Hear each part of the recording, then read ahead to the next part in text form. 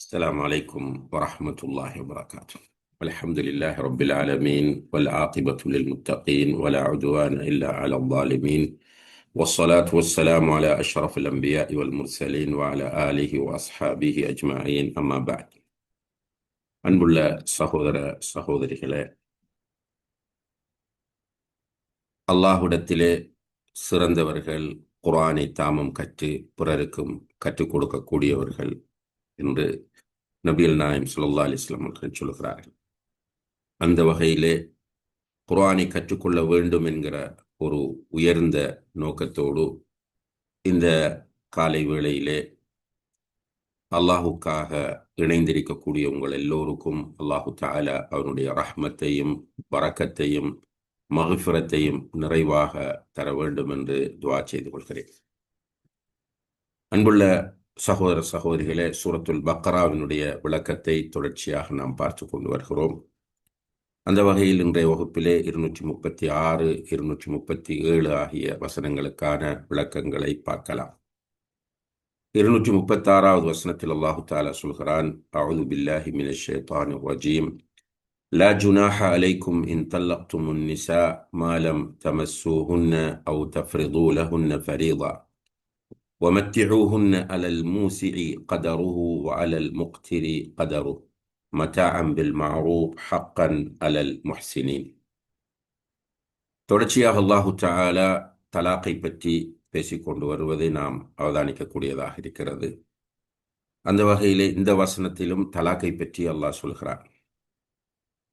நீங்கள் உங்கள் மனைவியரோடு தாம்பத்தியத்தில் ஈடுபடாமல் அல்லது அவர்களுக்கு மகரை நிர்ணயம் செய்யாமல் அவர்களை விவாகரத்து செய்வது உங்கள் மீது குற்றமில்லை. லா ஜுனாஹ அலைக்கும் இன் தல்லக்துமுன் நிஸாஅ மா லம் தமஸ்ஸூஹுன்ன அவ் தஃப்ரிது லஹுன்ன ஃபரீதா. மனைவியரோடு சேர்வது, மஸ் என்று சொன்னால் உடலுறவு கொள்வது. அந்த உடலுறவில் ஈடுபடாமல் அவர்களுக்குரிய மகரை நீங்கள் நிர்ணயிக்காத நிலையில் அவர்களை தலாக் சொல்ல விரும்பினால் அவ்வாறு தலாக் சொல்வதில் உங்கள் மீது குற்றமில்லை என்று அல்லாஹு தஆலா சொல்கிறார். இந்த வசனத்திலே மிக தெளிவாக திருமண ஒப்பந்தம் முடிந்து சேராமல் இருக்கிற கணவன் மனைவியும் தலாக் சொல்வதற்கு மார்க்கத்தில் அனுமதி இருக்கிறது என்பதை அல்லாஹு தஆலா சொல்லி காட்டுகிறார். இது மிக முக்கியமான ஒரு தகவலாகும். இப்போ நமக்கு சில நேரங்களில் காணுகிறோம், திருமணம் தேவைக்கேற்ப என்கேஜ் பண்ணி விடுவார்கள். அதாவது திருமண அக்து என்று சொல்வது. அக்து என்று சொன்னால் வலி, 2 சாட்சிகள், மணமகன் மணமகள் உடைய அங்கீகாரம். இதோடு மார்க்கம் சொல்லக்கூடிய ஈஜாப் கபூல் என்று சொல்கிற, ஈஜாப் என்று சொன்னால் மணமகனை வலி, பெண்ணுடைய வலிகாரர் தன்னுடைய மகளுக்கு அல்லது தன்னுடைய பொறுப்பில் உள்ள பெண்ணுக்கு திருமணம் முடித்து தருவதை வெளிப்படுத்துவார். நான் என்னுடைய மகளுடைய பெயரை சொல்ல வேண்டும், அந்த மகளை உங்களுக்கு திருமணம் முடித்து தருகிறேன் என்று சொல்வது ஈஜாப். அதை நான் ஏற்றுக்கொள்கிறேன் என்று மணமகன் சொல்வது கபூல். இதுதான் இஸ்லாமிய திருமணமாகும். இதில் வேறு சில மசாலாக்கள் இருக்கின்றன. இப்போ நவீன காலத்தில் ஆன்லைனிலே இவ்வாறு செய்யலாமா இல்லையா என்று அதை பற்றி இப்போது பேசுவது பொருத்தமாக இருக்காதுன்னு நினைக்கிறேன். பொதுவாக இஸ்லாம் அங்கீகரிக்கக்கூடிய முறையில் நாம் திருமண ஒப்பந்தம் செய்த பிறகு கணவனும் மனைவியும் சேர்வது என்பது அவர்களுடைய விருப்பத்தை பொறுத்தது. இம்மீடியட்டாக சேரவும் முடியும், ஒரு சில மாதங்களிலோ அல்லது ஒரு சில வாரங்களிலோ சேரவும் முடியும். சில நேரங்களில் கொஞ்சம் அதை விட கூடுதலாக தாமதித்தும் சேர முடியும். அது நடைமுறையில் இப்போது இருக்கிறது. திருமணம் ஒப்பந்தம் செய்துவிட்டு சேராமல் வெளிநாட்டுக்கு போய்விடுவார், வந்து சேர்வது என்று சொல்வார்கள். இப்போ இதற்கிடையில் ஏதாவது ஒரு மிஸ் அண்டர்ஸ்டாண்டிங் ஏற்பட்டு தலாக் சொல்ல விரும்பினால் தலாக் சொல்வதில் குற்றமில்லை என்பதை அல்லாஹு தஆலா இங்கே மிக தெளிவாக சொல்கிறான். இதை நாம் புரிந்து கொள்ள வேண்டும். இரண்டாவதாக இந்த வசனத்திலே சொல்லப்படக்கூடிய செய்தி, அவு தஃப்ரிது லஹுன்ன ஃபரீதா, அவர்களுக்கு நீங்கள் மஹரை நிர்ணயம் செய்யவில்லை. திருமணம் ஒப்பந்தம் நடந்துவிட்டது, நீங்கள் அந்த மனைவியோடு சேரவில்லை, அல்லது அவர்களுக்கு மஹரை நீங்கள் நிர்ணயிக்கவில்லை, இவ்வளவுதான் என்று. தலாக் சொல்ல முடியுமா என்றால் முடியும். மஹர் என்பது, அன்புள்ள சகோதர சகோதரிகளே, திருமணத்தில் வலியுறுத்தப்பட்ட ஒரு அம்சமாகும். மஹர் என்பது திருமணத்தில் வலியுறுத்தப்பட்ட ஓர் அம்சமாகும். மஹர் குறைந்தது எவ்வளவு கொடுக்க வேண்டும் என்கிற லிமிட்டும் இல்லை, கூடியது எவ்வளவு கொடுக்கலாம் என்பதற்கும் லிமிட் இல்லை. அது அவர்கள் பேசி தீர்த்து கொள்ளக்கூடிய ஒரு அம்சமாகும். ரசூலுல்லாஹி அலைஹி வஸல்லம் அவருடைய காலத்தில் ஒருவரிடத்தில் ஒரு பெண்ணை திருமணம் முடிக்க வருகிறார். ரசூலுல்லாஹி அலைஹி வஸல்லம் அவர்கள் முன்னின்று மஹராக கொடுப்பதற்கு என்ன இருக்கிறது என்று கேட்கிறார்கள். அவர் ஒன்றுமில்லை என்கிறார். இறுதியிலே அவர் சொல்லுகிறார், என்னிடத்தில் குர்ஆன் இருக்கிறது என்று. ரசூலுல்லாஹி அலைஹி வஸல்லம் அவர்கள் சொன்னார்கள், ஸவ்வஜ்துகஹா பிமா மஅக மினல் குர்ஆன், உன்னிடம் இருக்கிற குர்ஆனை வைத்து அந்த பெண்ணுக்கு உன்னை நான் திருமணம் முடித்து தருகிறேன் என்று சொன்னார்கள். அதனுடைய அர்த்தம், குர்ஆனை அவர் பாடமிட்டிருப்பதல்ல, அந்த குர்ஆனை அந்த பெண்ணுக்கு கற்றுக் கொடுப்பது. இதை வைத்து உலமாக்கள் சொல்கிறார்கள், சர்வீஸ், ஒரு பொருளை மகராக கொடுக்கலாம், ஒரு சர்வீஸ், ஒரு சேவையையும் மகராக நாம் கொடுக்கலாம் என்பதை உலமாக்கள் சுட்டி காட்டுகிறார்கள். அப்போ குறைந்தது எவ்வளவு என்று இல்லை, அதே போல கூடியதும் எவ்வளவு என்று கிடையாது. ஆனால் திருமண ஒப்பந்தம் செய்வதற்கு முன்னர், முக்கியமாக இதை கவனித்துக் கொள்ளுங்கள், திருமண ஒப்பந்தம் செய்வதற்கு முன்னர் மஹரை நிர்ணயம் செய்ய வேண்டுமா? இவ்வளவு மஹர் தருகிறேன் என்று கட்டாயம் சொல்ல வேண்டுமா என்றால் இந்த குர்ஆன் வசனம் அப்படி தேவையில்லை என்று சொல்கிறது. மஹர் கொடுக்கணும், ஆனால் மஹரை பிறகும் நிர்ணயம் செய்யலாம். மஹரை பிறகும் நாம் நிர்ணயம் செய்யலாம் என்பதை இந்த வசனம் நமக்கு சொல்கிறது. இப்ப நிர்ணயம் செய்யவில்லை, இப்ப செய்யாமல் அவர் வாழ்ந்து கொண்டிருக்கும் போது திடீரென மௌத்தாகிவிட்டார். மனைவியோடு வாழுகிறார், மகர் தருவேன் என்று சொல்லிட்டார். மகர் தருவேன் என்பதை ஏற்றுக்கொள்ள வேண்டும். நான் மகர் ஷர்த், மகர் கொடுக்கல, மகரை நிர்ணயம் செய்யவில்லை, இத்தனை லட்சம் தருகிறேன், இத்தனை பவுன் தருகிறேன் என்றெல்லாம் சொல்லவில்லை. ஆனால் மௌத்தாகிவிட்டார். இந்த நேரத்தில் அந்த பெண்ணுக்குரிய மகர் என்ன என்று கேட்டால்,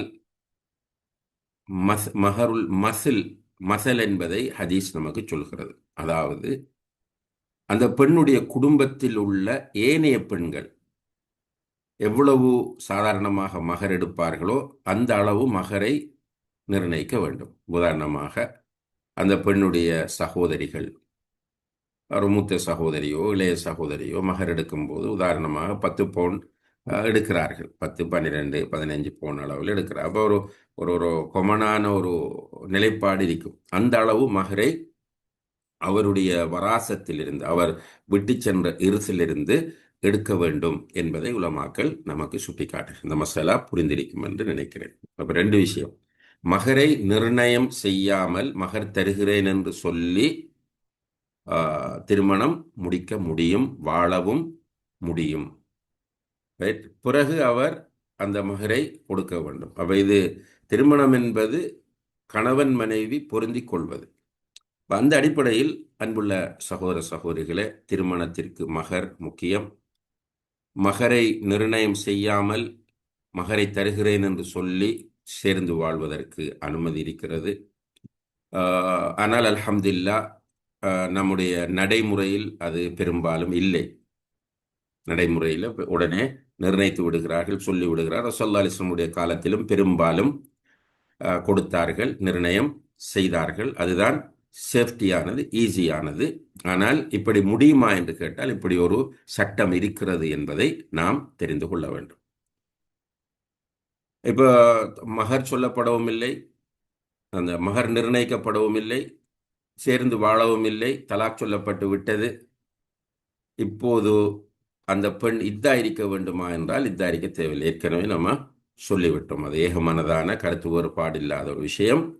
கணவன் மனைவியாக சேர்ந்து வாழாத நிலையில் இத்தா இருக்க வேண்டிய அவசியம் இல்லை. அப்படி மார்க்கம் வலியுறுத்தவில்லை.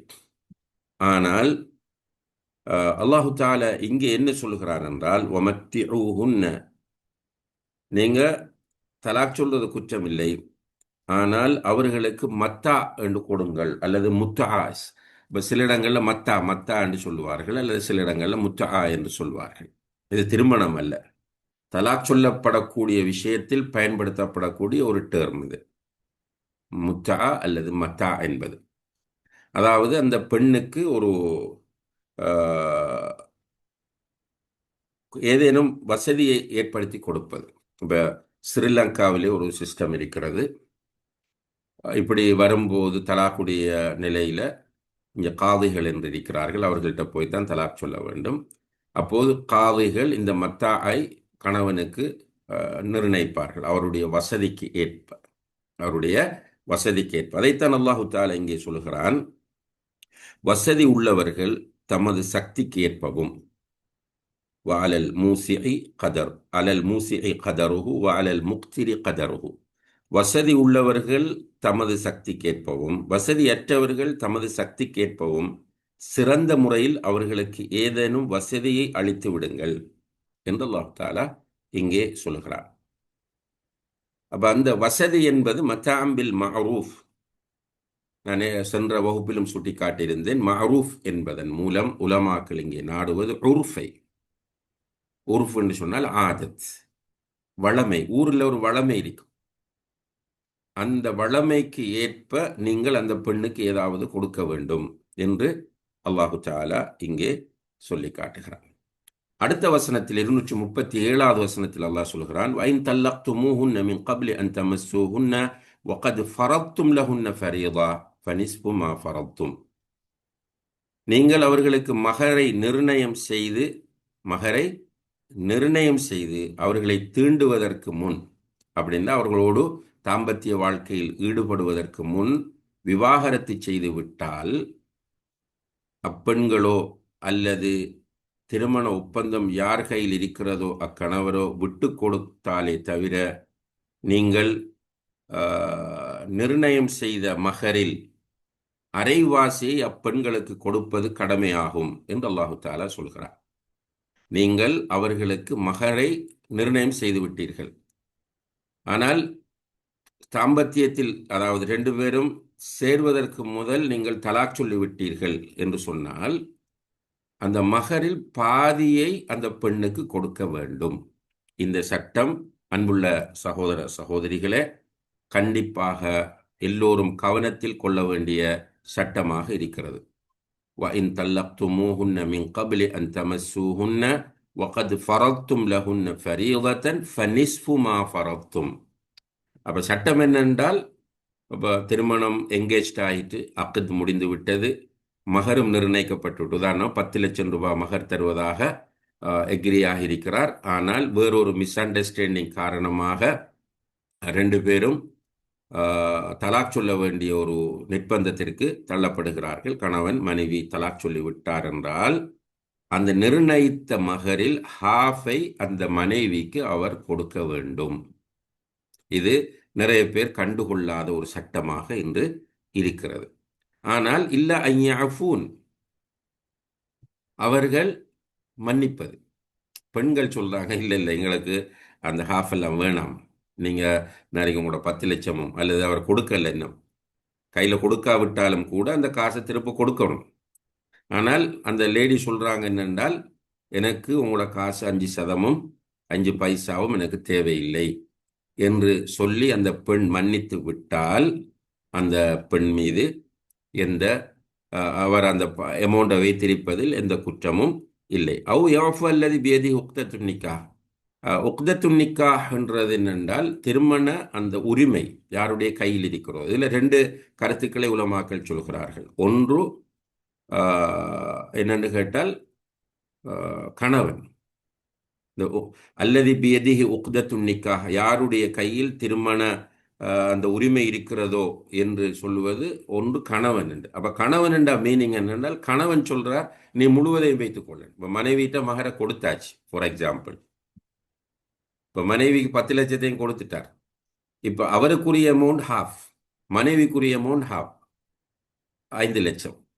5 லட்சம். இப்போ மனைவி சொல்றாங்கன்னா எனக்கு இந்த காசு வேணாம் நீங்க எடுத்துட்டு போங்கன்னு சொன்னால் அது கணவனுக்கு ஹலால்.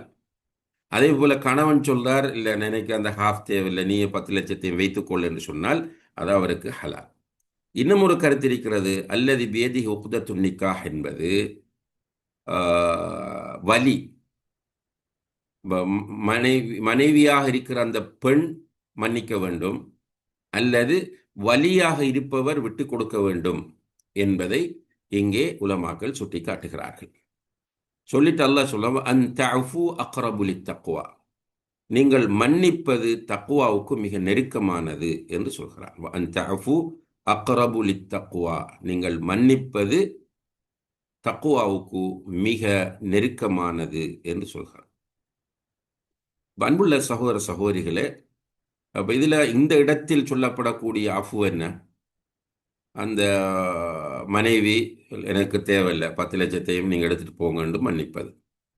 இதைத்தான் அல்லாஹு தஆலா இங்கே சொல்லுகிறான். ஆனால் இந்த வார்த்தை பொதுவாக இருப்பதனால் பொதுவாக லைஃபில் மன்னிப்பது என்பது தக்குவாவுக்கு மிக நெருக்கமான ஓர் அம்சமாகும். இதை நாம் புரியணும். குர்ஆனை படித்து கொண்டு வரக்கூடிய நாம் குர்ஆனுடைய அந்த வழிகாட்டலுக்கு ஏற்ப நம்மை மாற்ற வேண்டும். எனவே மன்னிப்பது தக்குவாவுக்கு நெருக்கமானது என்று அல்லாஹ் சொல்லும்போது நாம் அதை ஏற்றுக்கொண்டு மன்னிக்கக்கூடியவர்களாக நாம் மாற வேண்டும். நமக்கு அதில் மிகப்பெரிய ரோல் மாடலாக இருப்பவர்கள் நபிகள் நாயம் ஸல்லல்லாஹு அலைஹி வஸல்லம் அவர்கள். அவர்களை மிக கடுமையாக சித்திரவதைப்படுத்திய, கொடுமைப்படுத்திய, டோர்ச்சர் பண்ணிய மக்களை எல்லாம் அவர்கள் மன்னித்தார்கள் என்கிற ஹிஸ்டரி நிறைய இருக்கிறது. அதே போல சஹாபாக்களை எடுத்துக்கொண்டால் அபூபக்கர் ரலியல்லாஹு அன்ஹு அவர்கள் அவர்களுடைய மகளின் மீது அவதூறு சொன்னவர்களை மன்னித்தார்கள். இப்படி சஹாபாக்கள் அந்த மன்னிப்பை பேணினார்கள் என்றால் அதுதான் அக்ரபுலி தக்குவா, தக்குவாவுக்கு நெருக்கம். அந்த பண்பை நாம் கொண்டு வர வேண்டும். நாம் ஒரு முஸ்லிமாக வாழும்போது நம்முடைய சமூகத்தில் அடுத்தவர்களை மன்னிக்கிற அந்த பெருந்தன்மை நம்மிடம் இருக்க வேண்டும். குறிப்பாக பெற்றோர் பிள்ளைகளை மன்னிக்க வேண்டும், பிள்ளைகள் பெற்றோரை மன்னிக்க வேண்டும், உடன்பிறப்புகள் ஒருவர் மற்றவரை மன்னிக்க வேண்டும், கணவன் மனைவியை மன்னிக்க வேண்டும், மனைவி கணவனை மன்னிக்க வேண்டும். இது என்னிடம் இருக்கிறது என்று நீங்கள் ரியலைஸ் பண்ணினால் அல்லாஹ்வுக்கு ஷுக்ர் செய்யுங்கள். அப்படி இல்லாமல் மனதில் வைத்துக்கொண்டு பழிவாங்குகிற தன்மை உங்களிடம் இருக்குமாக இருந்தால் தக்குவா வீக்காக இருக்கிறது என்பதை அடையாளம் கண்டுகொள்ளுங்கள். நல்லா புரிந்து கொள்ளுங்க நான் சொல்றத. மன்னிக்கிற அந்த இயல்பு உங்களிடம் இருந்தால் அல்ஹம்துலில்லாஹ், அல்லாஹ்வுக்கு ஷுக்ர் செய்யுங்கள். இல்ல மனதில் வைத்துக்கொண்டு எப்பவும் பழைய செய்திகளை எல்லாம் வைத்திருப்பது, வைத்துக்கொண்டு பழிவாங்குகிற இயல்போடு நீங்கள் வாழுகிறீர்கள் என்றால் தக்குவாவுடைய விஷயத்தில் உங்களுடைய உள்ளம் வீக்காக இருக்கிறது என்பதை நீங்கள் புரிந்து கொள்ளுங்கள். தொடர்ச்சியாக அல்லாஹு தஆலா சொல்கிறான், வலா தன்சவுல் ஃபதுல பைனக்கும், உங்களுக்கிடையில் தயாளத்தன்மையுடன் நடந்து கொள்வதை மறந்து விட வேண்டாம். ஜெனரசிட்டியாக நடங்கள்.